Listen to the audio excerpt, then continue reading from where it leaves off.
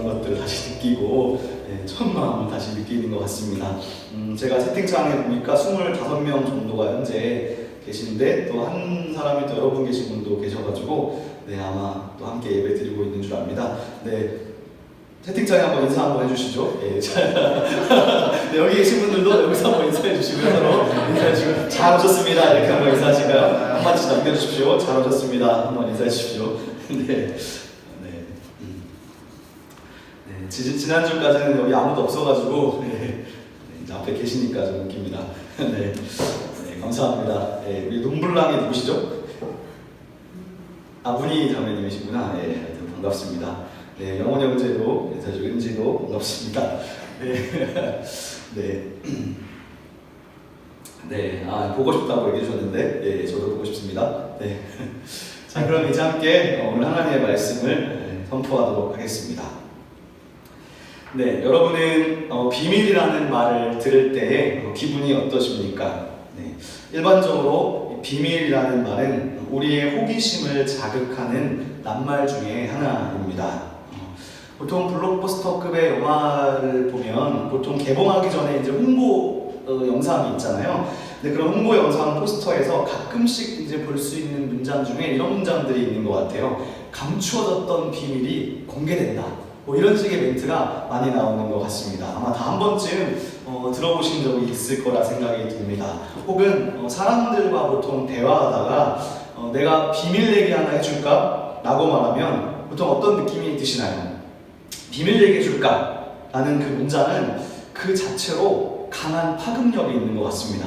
그래서 일반적으로는 잠자다가도 비밀 얘기 해줄까? 그러면 귀가 솔깃해지는 그런 문장, 그리고 그런 낱말이 바로 비밀이라는 말입니다. 그렇다면 여러분, 그렇게 우리의 귀를 솔깃하게 해주는 이 비밀이라는 낱말이 성경에서는 어떨까요? 성경을 찾아보니까 이 성경에서 비밀이라는 낱말은 그렇게 흔한 낱말이 아닙니다. 특히 구약 성경에서 이 비밀이라는 말은 총 9번밖에 나오지 않는 아주 드문 용어인데, 더 놀라운 점은 이 9번 나오는 이 비밀이라는 말이 오직 다니엘서에서만 나오는 낱말이라는 점입니다. 그리고 더 흥미로운 점은 이 비밀이라는 전문 용어가 다니엘서에서는 오로지 2장과 4장에서만 나온다는 사실입니다. 그러므로 이 비밀이라는 단어는 무엇보다도 이 다니엘서의 말씀을 아주 유니크하게 만들고 또 다니엘서 안에서 중추적인 역할을 한다고 할 수 있습니다.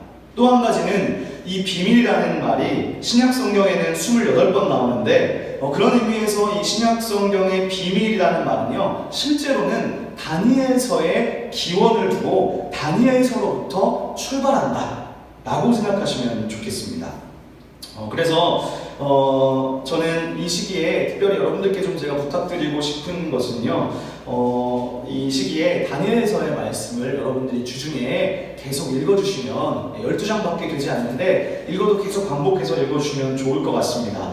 제가 지금 다니엘서만 현재 3주째를 여러분과 나누고 있는데 앞으로도 계속 다니엘서를 나누려고 하니까요, 한 장씩이라도 하루에 꼭 다니엘서를 읽으셔서 이 안에 다니엘서 안에 담겨있는 하나님의 비밀과 계시를 여러분들이 다 잘 깨닫게 될 수 있기를, 또 이 속에서 하나님을 만나게 될 수 있기를 주님의 이름으로 간곡히 부탁드립니다.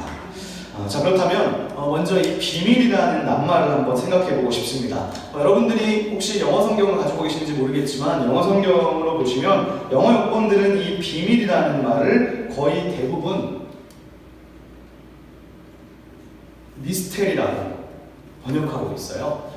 그런데 이 킹제임스 역만이 시크릿이라고 옮기고 있고 대부분의 나머지 역본들은 다 미스테리라고 옮기고 있습니다. 그러나 저는 이 시크릿이라는 말보다 미스테리가 더 올바른 번역이라고 봅니다. 왜냐하면 이 영어 성경에서 이 미스테리라는 낱말은 이 신약 성경의 헬라어 원문을 직역한 것인데, 신약 성경에서 이 비밀이라는 말은 헬라어로는 미스테리온이라고 합니다. 저걸 저렇게 읽어요. 미스테리온이라고 읽어요. 그래서 이 미스테리온이라는 발음에서 우리가 알 수 있듯이 여기에서 미스테리라는 영어가 나왔습니다. 그렇다면 이 미스테리라는 말은 도대체 더 미스테리온이라는 헬라어는 어디로부터 왔을까? 그것을 이제 알려면 우리가 구약 성경으로 올라가야 되는데, 구약 성경에서는 이 미스테리온이라는 말이 어떤 용어를 사용했냐 하면, 제가 이 비밀이라는 말이 다니엘서 2장과 4장에만 나온다고 말씀드렸잖아요. 그런데 이 4장에서 한 번 나오고 2장에서만 8번이 나와요. 즉 2장에 이 비밀이라는 말이 아주 집약되어 있다고 볼 수 있습니다. 그런데 이 다니엘서는 2장 4절의 후반절부터 이 7장까지가 아람어로 기록되어져 있어요. 그러니까 아람어는 바벨론이 사용하던 언어인데 다니엘이 지금 바벨론에 붙잡혀간 상태이지 않습니까? 그런데 이 아람어는 히브리어와 굉장히 가까운 친척 언어입니다. 그런데 이 비밀이라는 말이 아람어로는 라즈라고 합니다. 즉 정리하면 이 성경 전체에서 이 비밀이라는 말이 평범한 말이 아니고 전문 용어인데 이 말의 기원이 어디에 있느냐 찾아보니까 다니엘서 2장에 나온다는 거예요. 그러니까 여러분 이 다니엘서 2장이 얼마나 지금 다니엘서 전체에서 중요한 장인지가 지금 느낌이 오시죠? 특히 이 신약 성경에서 비밀이라는 말이 정말 중요한 말이거든요. 그런데 이 신약의 비밀이라는 말을 깔때기로 쭉쭉쭉 깔고 모아서 쭉쭉쭉 기원으로 올라가다 보면 바로 다니엘서 2장에 이 말이 집약되어 있다는 거예요. 그리고 한글 성경은 이 비밀을 가리키는 라즈라는 말을 뭐라고 번역했느냐? 은밀한 일이라고 번역했습니다. 즉 다니엘서에서는 이것이 은밀한 일이라는 말로 표현되는 것이죠. 제가 지난주에 다니엘서 2장 앞부분의 말씀을 여러분과 나누었었는데 이 다니엘서 2장 앞부분에서는 바벨론 왕이 바벨론 왕 느부갓네살이 꿈을 꾸고서 매우 놀랐다고 했어요. 그러면서 오늘 2장의 스토리가 시작되고 있었습니다. 근데 그 왕은 꿈을 꾸고서 너무 놀래서 마음이 번민하고 그 뒤로 잠을 이루지 못했다고 이야기했습니다. 그리고 나서 이 바벨론의 지혜자들을 다 불러가지고 내가 꾼 꿈의 해석뿐만 아니라 꿈의 내용도 가르쳐주지 않으면서 꿈의 내용까지 알아내라 라면서 이 바벨론의 술사들을 협박했었습니다. 그리고 그 협박은 다니엘에게까지 이어지고 다니엘은 목숨의 위협을 받는 상황이 되었습니다. 그래서 이 지난주죠. 다니엘이 이제 집에 가는 길에 이 친구들에게, 새 친구들에게 중보 기도 부탁을 하고 하나님께 기도합니다. 그런데 이 다니엘이 이 새 친구들에게 기도 부탁을 할 때 처음으로 비밀이라는 말이 나왔어요. 그 말을 성경이 사용하고 있습니다. 자, 여러분들이 한번 직접 찾아보시면 좋을 것 같은데 다 같이 다니엘서 2장 18절 말씀을 한번 보시겠습니다. 다니엘서 2장 18절입니다. 제가 한번 읽어보도록 하겠습니다. 하늘에 계신 하나님이 이 은밀한 일에 대하여 불쌍히 여기사 다니엘과 친구들이 바벨론의 다른 지혜자들과 함께 죽임당하지 않게 하시기를 구하게 했다. 지금 18절에 처음으로 나왔습니다. 뭐라고 했냐면 은밀한 일이라고 옮겼어요. 즉 다니엘과 친구들은 지금 이 비밀에 대해서, 이 은밀한 일에 대해서 하나님이 불쌍히 여겨주시기를 기도한 거예요. 그러자 하나님께서는 밤에 다니엘에게 환상을 보여주심으로써 그들의 기도에 응답하십니다. 그것이 바로 다음 절 19절입니다. 자, 보도록 하겠습니다. 이에 이 은밀한 것이 밤에 환상으로 다니엘에게 나타나 보임에 다니엘이 하늘에 계신 하나님을 찬송하니라. 여러분, 지금 여기가 바로 이 다니엘 전체를 이해하는 핵심적인 본문이에요. 비밀, 은밀한 일. 이 은밀한 일을 알게 하시는 분이 누구시냐? 그것은 오직 하늘에 계신 하나님 한 분뿐입니다. 오직 하늘의 하나님만이 우리에게 비밀을 계시해 주실 수 있습니다. 여러분 이 사실을 믿으십니까? 비밀은 오직 하나님이 계시해 주셔야 알 수 있는 거예요. 그래서 여기 2장 17절에서 19절에서 비밀이라는 말이 2번 사용되고 있습니다. 그런데 여러분 이 18절 말씀을 다시 올라가 보시면 이 18절에서는 비밀이라는 명사 앞에 뭐가 붙었냐 하면 지시대명사, 영어로 말하면 this죠. 이것이라는 말이 있어요. 즉 이게 그냥 은밀한 일이 아니라, 그냥 비밀이 아니라 이 비밀이라는 거예요. 그렇다면 이 비밀이 무엇을 가리키는가? 이 비밀은요, 이렇게 됩니다. 바로 왕이 꾸었던 꿈의 내용과 더불어서 꿈의 해석까지도 비밀에 포함되는 거예요. 즉, 다시 말씀드리면 다니엘서 2장에서 비밀이라는 용어가 지금 무엇과 관련되어 있느냐? 느부갓네살이 꾸었던 꿈의 내용과 꿈의 해석까지 포함해서 이것이 바로 비밀이었다는 것입니다. 그리고 19절에서 다니엘이 하나님을 찬송하는데, 다니엘이 하나님을 찬송한 이유가 무엇인가요? 그것은 바로 그 비밀이 다니엘에게 계시되었기 때문입니다. 즉, 다니엘에서 하나님은 어떤 분이시냐? 다니엘이 우리에게 증거하는 하나님은 바로 은밀한 일을, 비밀을 성도들에게 계시하시는 하나님이시라는 겁니다. 자, 여러분, 이 다니엘서가 역사를 거쳐오면서 정경으로, 지금 우리에게 성경으로 왔잖아요. 우리에게 성경으로 전해져 내려온 이유가 어디에 있을까요? 이 초대교회 신앙 공동체가 다니엘서를 성경으로 간직해서 후대를 사는 우리에게 이것을 하나님의 말씀으로 전해줄 이유가 무엇일까요? 그것은 이 다니엘서가 기록된 후에 수많은 신앙 공동체가 다니엘서에서 지금 계시되었던 그 비밀이 그 당시에만 의미 있었던 것이 아니라 이 신앙 공동체가, 그러니까 그 후에 살던 신앙 공동체에게도 의미가 있었기 때문이에요.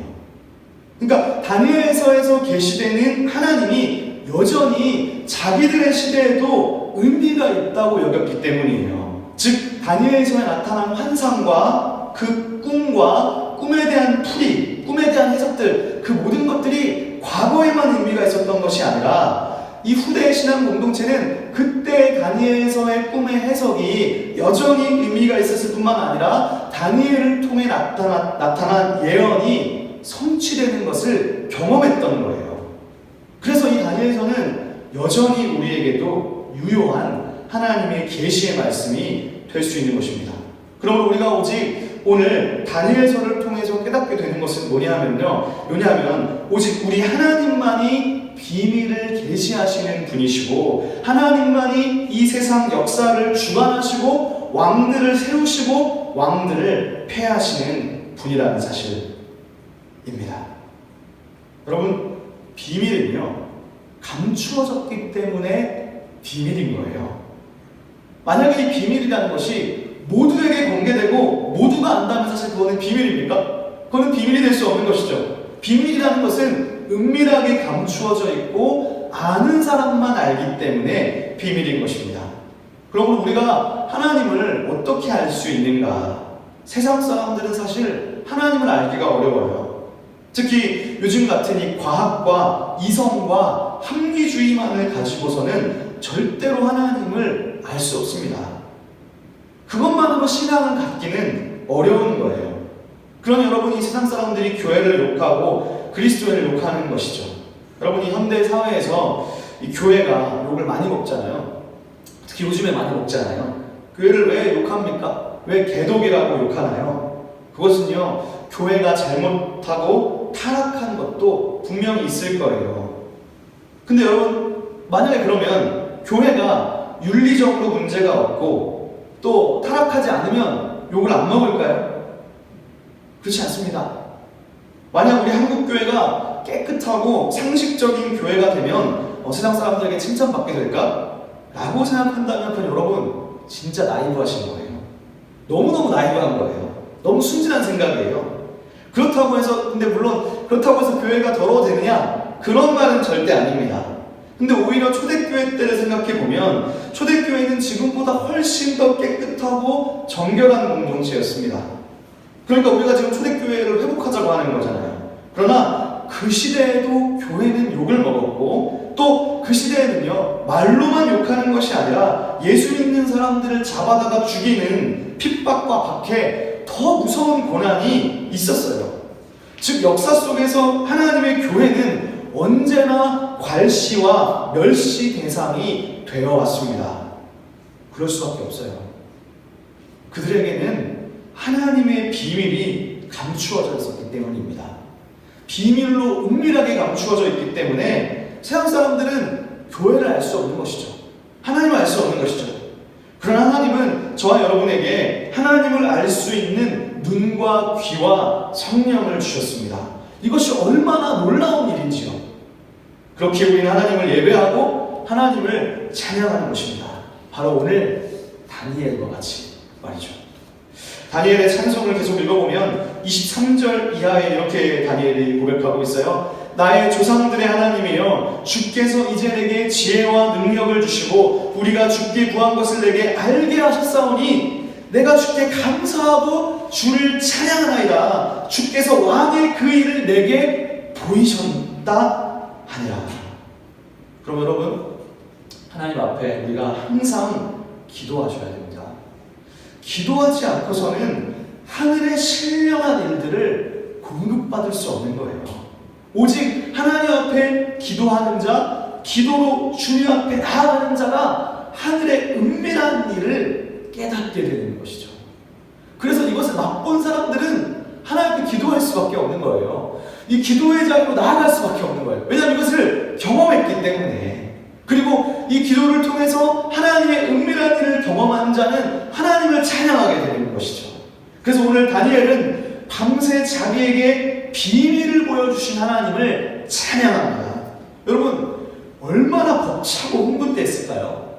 저는 다니엘 진짜 흥분됐을 것 같아요. 기도하는데 그 은밀한 일이 자기에게 지금 나타나는 거잖아요. 환상을 통해서 막 너무너무 가슴이 막 두근거렸을 거예요. 그런데 이것은요, 목숨을 걸은 거예요. 목숨을 걸고 지금 기도 부탁을 하고 지난주 이 근위대장한테 말한 거잖아요. 연기를 시킨 거죠.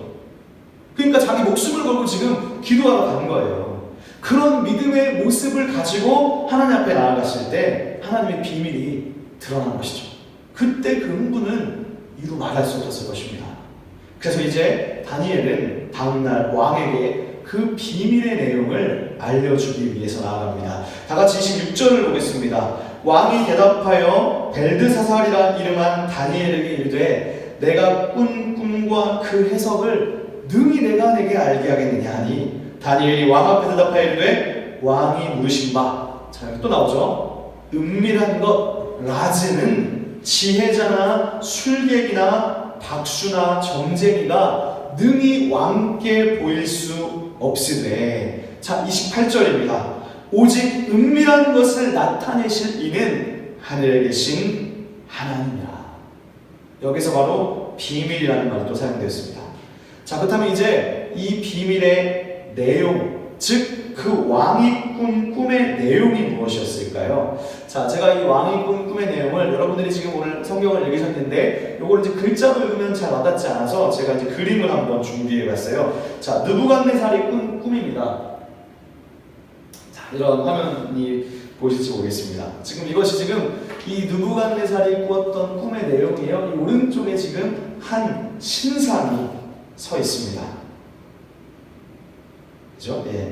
31절에 보면 이렇게 되어져 있어요. 왕이 한 큰 신상을 보셨나이다. 그 신상이 왕의 앞에 섰는데 크고 광채가 매우 찬란하며 그 모양이 심히 두려웠다. 자, 이 신상을 제가 조금 확대해 보겠습니다. 자, 확대하면 이렇게 나타나고 있는데요. 여러분이 성경을 지금 보셔도 되는데 앞에 이제 그림을 보시면 좋을 것 같아요. 자, 느부갓네살 왕이 보았던 신상은 자, 화면에 보시면 크게 지금 이 네 파트로 나누어져 있어요. 예, 첫 번째 부분이 머리 부분인데, 자, 머리 부분은 여기 영어로 좀 골드라고 쓰여져 있죠. 머리는 순금으로 되어져 있습니다. 그리고 두 번째 부분은 가슴과 팔 부분인데 여기는 은으로 되어져 있습니다. 그리고 그 다음은 세 번째 부분인데 이 세 번째 부분은 배와 넓적다리까지예요. 여기는 지금 영어로 브론즈라고 되어 있는데 놋이에요. 동이죠, 동. 놋이죠, 놋, 브론즈. 그리고 마지막으로 네 번째는 발인데 이 발은 일부분은 철이고 일부분은 진흙으로 되어져 있습니다. 이것이 지금 바로 다니엘이 전날 밤에 알게 된 느부갓네살 왕의 꿈의 비밀이에요. 꿈의 내용입니다. 자, 그런데 이 꿈의 내용이 여기에서 끝이 아닙니다. 자, 다 같이 성경의 34절 말씀을 한번 보겠습니다. 혹시 여러분들께서 한번 읽어주실 수 있을까요? 34절 말씀을 한번 읽어주시겠습니다. 시작. 또 왕이 보신즉 손대지 아니하는 돌이 나와서 신상의 쇠와 진흙의 발을 쳐서 부숴드리니. 그 이유 제가 읽었습니다.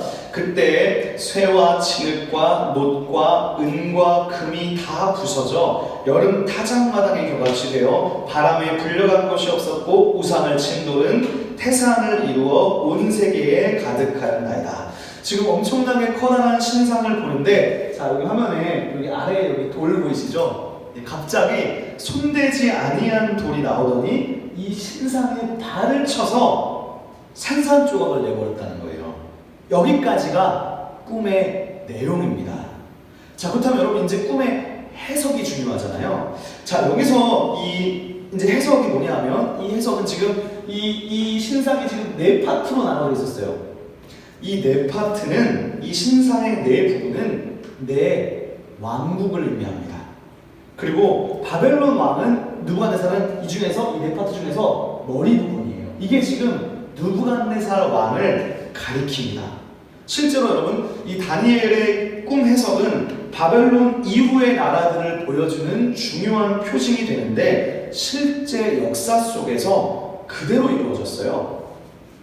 바벨론의 시대가 끝나면요, 자, 화면에 메디아라는 나라가 실제 세계사에서 나오고요. 그 다음에 이 바벨론과 메디아를 무너뜨린 페르시아가 나와요.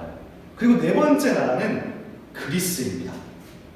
그런데 이러한 왕국의 출현을 이미 지금 느부갓네살 왕이 꿈을 꾸었고, 그 꿈을 지금 다니엘이 해석하고 있는 거예요. 근데 이제 실제로 이 성서 신학자들은 이 다니엘의 꿈의 해석을 지금 이제 세계사하고 결부 지을 때 크게 두 가지로 해석하고 있어요. 첫째는 방금 보여드린 것 같은, 그러니까 이 네 부분을 이렇게 해석하는 거고요. 또 하나의 의견이 있는데, 또 다른 해석은 마지막 네 번째 나라를 로마로 보는 거예요. 그래서 이 바벨론 그리고 메데 페르시아를 하나로 보고 그리스 마지막 네 번째를 로마로 보고 있어요. 만약에 이 네 왕국을 다니엘이 이미 로마라는 나라가 나온 것까지 예언한 것이라고 본다면, 여러분 지도를 한번 보겠습니다. 자, 지금 이제 이 나라를 보시면 바벨론, 현재 다니엘이 살고 있는 이 바벨론은 이 정도의 크기를 갖고 있어요. 지금 여기가 이스라엘 여기에 있는데, 지금 이스라엘 남부부터 시작해서 여기 이쪽 전체까지, 그죠? 엄청난 큰 제국이었죠. 근데 이 바벨론을 무너뜨린 나라가 페르시아라는 말입니다. 근데 페르시아는 바벨론보다 더 커요. 보시면 이집트까지 점령했어요. 그리고 거의 지금 이 그리스가 이 부분인데 그리스까지 거의 다 왔습니다. 그런데 이 페르시아를 무너뜨린 나라가 세계사에서 로마거든요. 자, 그리스거든요. 그리스는 지금 훨씬 더 지금 크죠. 페르시아를 다 점령하고 훨씬 더 큽니다. 그리고 마지막으로 이 그리스를 무너뜨린 나라가 이제 로마가 됐는데, 로마는 이렇게 되는 거죠. 가장 큰 대제국이라고 할 수 있습니다. 그래서 이 네 번째 로마 제국이 가장 큰 제국인 것이죠. 근데 중요한 것은요, 이 네 왕국이 모두 다 엄청난 강대국이었다는 거예요. 그리고 각자 모두가 다 세계를 지배하고 있었던 나라들이에요.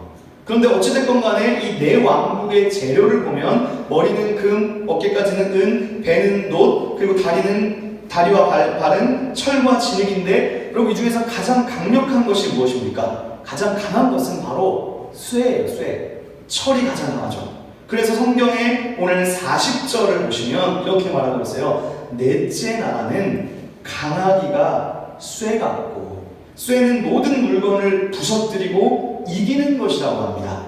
그래서 이 네 번째 나라가 매우 무시무시한데, 문제는 이 네 번째 왕국이 쇠와 진흙이 같이 있다는 거예요. 그래서 42절 말씀을 보시면 이렇게 기록되어 있습니다.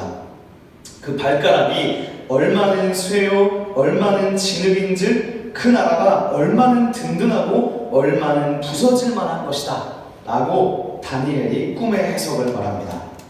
여러분, 여기서 이 다니엘이 해석한 네 왕국이 정말 중요한데, 지금 다니엘서는요 숫자 4를 사용해서 네 왕국으로 역사를 묘사하는데, 특히 이 네 왕국에서 마지막 네 번째 왕국이 그리스냐 아니면 로마냐 하는 것은요, 앞으로 이제 다음 시간에 설교를 통해 계속 살펴보기로 하고요.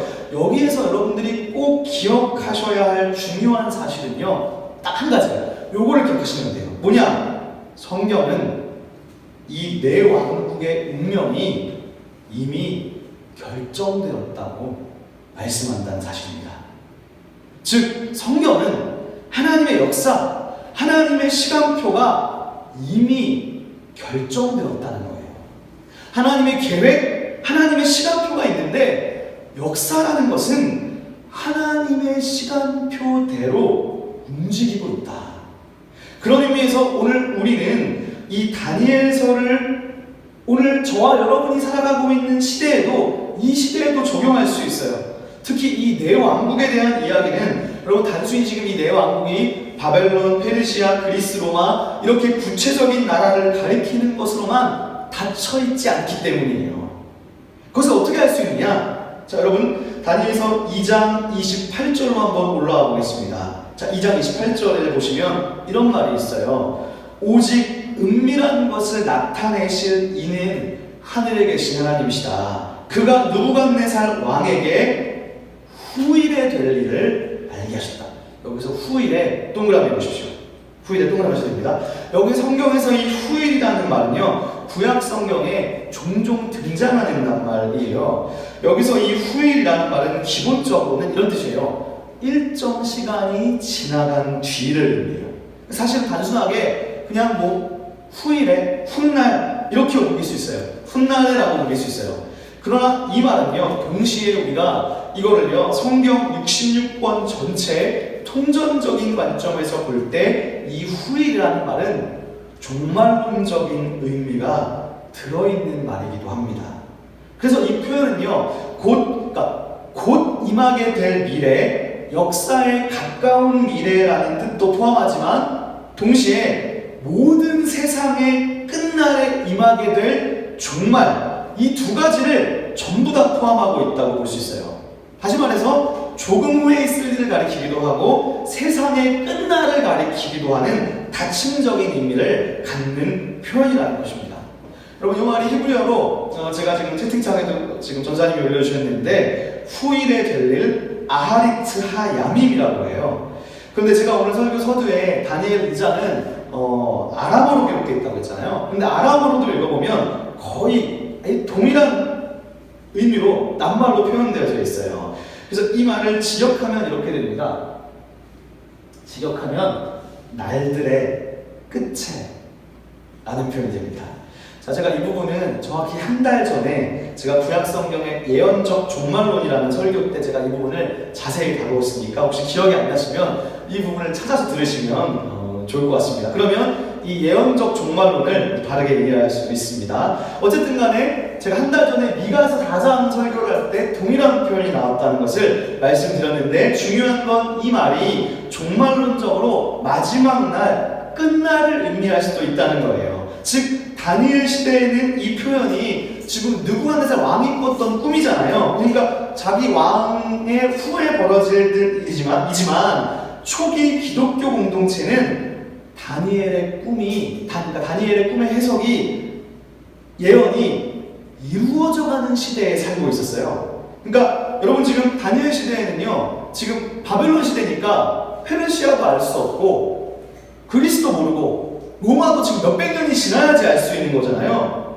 그러나 이 다니엘서를 성경으로 정경으로 간직했던 후대의 신앙 공동체, 그리고 초대교회 공동체는요, 다니엘서 딱 읽으니까 지금 초대교회는 이미 페르시아, 그리스, 로마까지 역사적으로 다 경험한 거예요. 그래서 다니엘서는 초기 기독교 공동체에게 너무너무 중요한 것이죠. 그런 의미에서 이 느부갓네살 왕이 꾸었던 꿈은요, 이 느부갓네살 왕의 시대에만 의미가 있는 것이 아니라 초대교회에도 의미가 있고요, 더 나아가서 오늘 우리에게도 너무나 중요한 예언의 말씀이 되는 것입니다. 그것을 어떻게 확인할 수 있을까? 바로 44절 이하입니다. 자, 이제 오늘 본문의 마지막 부분을 가보겠습니다. 44절인데요. 제가 읽어보겠습니다. 이제 다니엘이 마지막 꿈의 해석의 내용입니다. 자, 읽겠습니다. 이 여러 왕들의 시대에 하늘의 하나님이 한 나라를 세우시리니 이것은 영원히 망하지도 아니할 것이요 그 국권이 다른 백성에게로 돌아가지도 아니할 것이요 도리어 이 모든 나라를 쳐서 멸망시키고 영원히 설 것이다. 45절 손대지 아니한 돌이 산에서 나와 쇠와 놋과 진흙과 은과 금을 부서뜨린 것을 왕께서 보신 것은 크신 하나님이 장래일을 왕께 알게 하신 것이라. 이 꿈은 참되고 이 해석은 확실하니이다. 아멘. 이 네 왕국 사상에서 이 네 왕국은요, 당시 고대 근동 세계에서 이어지는 왕국을 가리킵니다. 바벨론, 페르시아, 그리스, 로마 같은 왕국들을 가리킵니다. 그러나 여러분, 이것이요, 중요한 것은 역사적이고 구체적인 그 당시의 나라를 지칭하지만 성경은 이 나라들이 단순히 역사적인 것을 넘어서서 이제 하나님 나라가 오기까지의 시기를 보여주는 상징으로 확대되고 있어요. 신약을 읽어보면 알게 돼요. 자, 무슨 말이냐 여러분, 이 네 왕국은 지금도 있는 거예요. 즉 다니엘서가 느부갓네살의 꿈을 통해서 지금 오늘 21세기를 살고 있는 저와 여러분에게도 말씀하고자 하는 것은 이 네 왕국이 고대의 특정한 구체적인 한 나라를 가리키기도 하지만 더 나아가서 이것은 인간이 만든 나라들, 인간이 만든 왕국들이 어떻게 변해가고 있는지 인간 나라의 전체 변화를 보여주고 있는 거예요. 그리고 그것을 숫자 4로 표현하고 있는 거예요. 성경은요, 사실은 이제 오늘 설교기 때문에 제가 다 본문을 읽어볼 수 없지만 숫자 4를 사용해서요, 온 세상, 온 천하를 표현하는 경우가 있어요. 스가랴에서 나오고 있어요. 그러므로 오늘 우리가 다니엘서를 해석할 때는 여러분들이 이것이 지금 BC 5세기부터 AD 1세기 로마 시대까지를 예언한 예언으로 먼저 이해할 수 있지만 더 나아가서 성경은 거기서 그치지 않고 이 네 나라는 지금도 이 시대에도 존재하는 인간이 만든 나라를 상징하는 것입니다. 그래서 사실 여러분, 이단들이 김천지를 비롯하여 이단들이 요한계시록을 이상하게 해석하잖아요. 근데 이단들이 많잖아요. 여러 이단들이 요한계시록뿐만 아니고 다니엘서도 이상하게 해석하는 경우가 많아요. 특히 이 네 왕국과 네 나라를 진짜 구체적으로 막 말하는 거예요. 미국이다, 아니면 뭐 로마 카톨릭이다, 이런 식으로 막 말하고 있어요. 그래서 지금 이 미국이 지금 혹은 뭐 한 번쯤 들어보셨을 거예요. 관심 있으신 분은 유럽 연합이 막 지금 이게 어떤 그런 것이다. 그래서 지금 이 다니엘의 네 왕국의 마지막이라고 이제 본을 해석하는 거예요. 그런데 여러분, 지금 이 네 왕국이 구체적으로 이 성경 자체는 그리스, 로마 이런 것들을 가리키지만 이것을 지금 21세기로 적용할 때는 조심해야 돼요. 이게 정말 미국인지는 알 수 없는 거예요. 그런데 이제 많은 사람들은 그렇게 구체적으로 그런 것에 관심이 있는 거예요. 하지만 성경은 지금 이것들을 지금 성경 안에서도 보세요. 성경 안에서도 로마라고 직접적으로 말하지 않았어요. 말하지 않고 지금 금신상으로 지금 어떤 상징으로 표현하고 있다는 것은, 중요한 것은 성경을 읽는 사람들이 지금 이게 지금 로마고 이게 지금 뭐고 이게 미국이구나, 요거를 찾기 위해서 이렇게 말씀해 준 것이라기보다는 그런 것이 아니죠.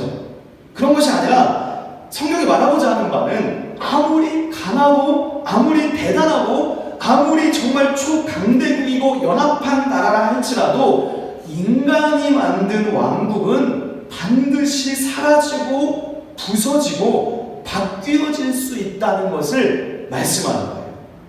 여러분, 지금 미국이 뭐 최강대국입니까? 절대 무너지지 않을 것이라고 생각합니까? 그러나 그리스도 무너졌고 로마도 무너졌어요. 그러므로 이것은 아무도 모르는 것이죠. 그런데 다니엘서는 종말에 날들의 끝에 어떤 일이 있을 것이라 말씀하느냐, 바로 느부갓네살의 꿈을 통해서 오늘 우리에게도 예언을 주시는데, 그것은 이 왕들의 시대에 하나님이 한 나라를 세우실 거라는 거예요. 하나님께서 나라를 세우실 것이고 이 나라는 영원히 망하지도 않고 도리어 이 인간들이 만든 이 모든 세상 나라들을 쳐서 멸망시키고 영원히 설 것이라고 말씀합니다. 그것이 바로 44절이에요. 자, 그 다음 45절을 유심히 보십시오. 손대지 아니한 돌이 나와서 저 신상을 무너뜨린다고 말씀합니다.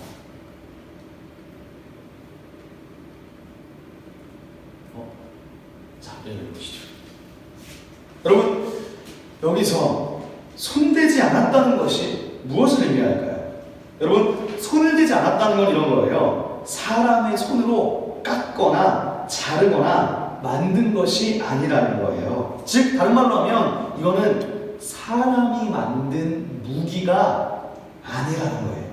사람이 만든 무시무시한 무기가 아니라는 것은 이 돌은 지금 사람의 힘으로 되는 것이 아니라는 점입니다. 더 놀라운 점은요, 정말 놀라운 점은 이렇게 지금 사람이 노력한 것이 아니죠. 사람이 손질하지 않은 보잘것없는 이 작은 돌이 엄청난 신상을 부숴버린다는 거예요. 사랑하는 여러분, 이 영원히 멸망하지 않을 나라가 어떤 나라입니까? 오늘 성경은 이 나라는 결코 멸망하지 않는 나라, 영원한 왕국이 될 것이라고 약속합니다. 44절이죠. 구약에서 지금까지 왕국이 어땠습니까? 왕권이 무너지고 다른 나라에 의해 지배되는 신세가 이스라엘과 유다였어요. 그러나 하나님이 앞으로 세우시는 나라는 이 왕권이 다른 어떤 백성에게로 넘어가지 않는 나라예요. 도리어 하나님이 세우시는 나라가 온 세상의 모든 나라를 영원히 쳐서 멸망시키고 영원히 설 것입니다. 그리고 이 나라는 어떻게 시작하느냐? 이 나라는 바로 예수 그리스도가 온 세계의 주가 되시고 왕이 되셔서 다스리시는 하나님의 나라입니다. 그런데 우리가 여기에서 꼭 짚고 넘어갈 것이 있습니다. 그것은 무엇이냐? 바로 이렇게 커다란 신상, 금으로 되고 철로 된 절대 무너지지 않을 것 같은, 무너지지 않을 것 같고 무너뜨릴 수 없을 것 같은 그 왕국을 무너뜨리는 것을 성경이 어떻게 표현하는 거예요? 성경은 그것을 손대지 아니한 돌이라고 말씀합니다. 즉, 이 세상의 악한 왕국을 무너뜨리는 것은 절대로 크고 강하고 대단하고 사람들이 막 손질해서 만든 화려한 것에 의해서가 아니라 사람의 손이 닿지 않은 돌, 즉 가공하지 않고 손질되지 않은 것에 의해 이 세상의 대단하고 놀라운 나라가 무너질 거라는 거예요. 그렇게 보니까 여러분, 예수님께서 걸어가시는 그 길이 어떤 길인가요? 예수님이 정말 신이라면, 정말 예수님이 신이었다면 십자가에서 처형받을 때 기적처럼 십자가 부서뜨려버리고 로마 사람들, 유대 사람들에게 불을 내리셔가지고 힘으로, 권력으로 박살내셔서 하나님의 능력으로 박살내가지고 번개를 쳐가지고 정말 슈퍼스타 히어로처럼, 막 어벤져스처럼 멋지게 박살내면서 왕권을 차지하면 얼마나 지금 좋습니까? 그런데 하나님이 계획하신 하나님의 방식은 결코 그런 세상적인 방식이 아니었어요. 하나님이 세우신 하나님 나라는 예수님을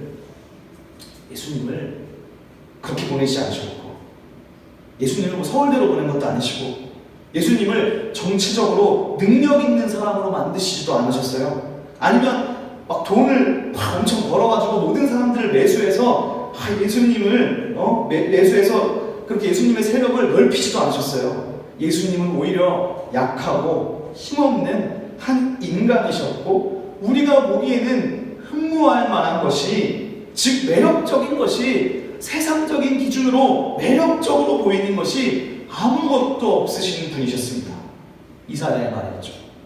즉 세상 사람들이 좋아할 만한 방식으로, 여러분들이 좋아할 만한 방식으로 그 나라를 오게 하신 것이 아니라는 사실입니다. 여러분이 다, 저를 포함한 우리 모두가 그렇게 좋아하는, 겉으로는 다 아닌 척하지만 모두가 다 좋아하는 외모의 아름다움, 권력, 돈, 그런 것으로 오게 한 나라가 아니라, 즉 크고 대단하고 화려한 것에 의해서가 아니라 정말 작고 보잘것없는, 사람의 손이 닿지 아니한 작은 돌멩이 하나가 그 왕국을 무너뜨렸다는 사실입니다. 사랑하는 여러분, 하나님 나라는 바로 이런 예수님을 통해서 시작되었습니다. 그리고 예수님께서 걸어가신 길은 십자가의 길이고 고난의 길입니다. 섬김의 길이고 희생의 길이고 사랑의 길입니다. 그리고 네가 정말 예수님의 제자라면 말로만 하나님의 나라를 떠들고 말로만 차별하지 말자라고 말하는 것이 아니라 바로 이미 우리부터가, 또 우리 시온의 교회부터가 그 예수님의 길을 따라가야 하겠습니다. 우리부터가 옆에 있는 사람부터 사랑하고 교회 안에 있는 사람부터 용납하고 섬길 수 있어야 합니다. 그것이 바로 우리가 꿈꾸는 하나님 나라이기 때문이고 예수님께서 명령하신 나라이기 때문입니다. 사랑하는 시온의 성도 여러분, 오늘 이 다니엘의 꿈과 해석을 통해 하나님이 여러분에게 말씀하고 계십니다. 사람의 능력으로는 될 수 없지만 하나님은 이 작은 돌멩이, 사람의 손이 닿지 않은 작은 돌멩이를 통해서 하나님의 역사를 이루실 수 있다고 말씀합니다. 여러분, 지금 이 코로나 시대 때문에 모두가 어려워요. 교회도 어렵고 정말 많은 회사, 정말 많은 소상공인들이 다 어렵잖아요. 그렇지 않습니까? 교회도 페이스북을 보면 교회도 모이지 못하니까, 헌금을 많이 내지 못하니까 교회도 너무나 어렵다는 거예요. 그러나 저는 헌금을 떠나서 정말 이 교회를 하나님이 세우셨다면 교회가 없어지는 것도 하나님의 뜻이고, 교회가 존재하면 그것도 하나님의 뜻인 것이죠. 그리고 하나님의 뜻이 여전히 우리 시온의 교회에 있다면 교회는 계속될 수 있을 거예요. 그리고 그렇지 아니할지라도 하나님의 나라는 여전히 계속될 것이고 임할 것입니다. 그러므로 여러분, 하나님의 나라 그리고 우리 교회가 꿈꾸는 것이 세상의 다른 교회들처럼 돈과 어떤 화려함으로 나아가는 교회가 아니라 정말 지금 하나님이 오게 하는 방법이 손대지 아니한 작은 돌이 이 세상의 모든 악한 것들을 무너뜨렸음을 기억하면서 우리도 그 하나님의 나라를 기다리며 이 땅 가운데서 예수 그리스도의 복음을 전하고 실망하거나 두려워하지 않고 하나님의 역사가 결정되어 있고 하나님의 시간표는 이미 결정되었다는 것을 믿으시면서 이 어려운 사태에 흔들리지 않고 소망하며 나갈 수 있기를 주님의 이름으로 부탁드립니다. 사랑하는 여러분, 역사는 이미 하나님의 시간표에 의해 결정되었습니다. 그러나 역사가 결정되었다는 이 말은 모든 것이 결정되었으니까 우리가 바꿀 수 있는 것이 없어 라고 말하는 것이 아닙니다. 또한 인간의 운명은 정해져 있어 라는 숙명적 관점도 다니엘서만 말하는 것이 아니에요. 그것이 아니라 이미 하나님의 역사가 결정되었다는 이 사실, 내 왕국은 멸망하고 영원한 하나님의 나라가 세워질 것이라는 이 역사 결정이 오늘 우리에게 말하고자 하는 말은 그 시점이 언제이든지 30년 후이든지 내일이든지 아니면 100년 후이든지 관계없이 역사의 종말을 아는 우리는 이제 이 현재를 더 적극적이고 능동적이고 자신감 있게 살아갈 수 있게 할 것입니다. 그럼 사랑하는 여러분, 이 사실을 기억하면서 다음 한 주를 살아가시길 바라며 무엇보다도 이 다니엘서가 드러내는 비밀과 계시의 말씀을 사모하면서 다니엘서의 말씀을 더 많이 읽고 기도하며 하나님의 역사를 함께 기다리는 모든 시온의 백성이 될 수 있기를 주님의 이름으로 부탁드립니다. 기도하겠습니다.